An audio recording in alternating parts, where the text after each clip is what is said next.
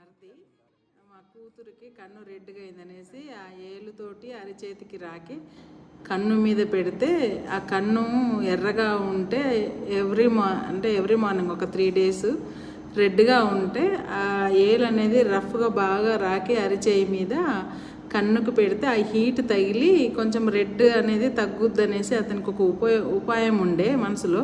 అదే పని early morning తన బిడ్డలు ఇవ్వగానే చేస్తున్నాడు మా ఇంట్లో. చాలా ప్రాక్టీస్ అన్న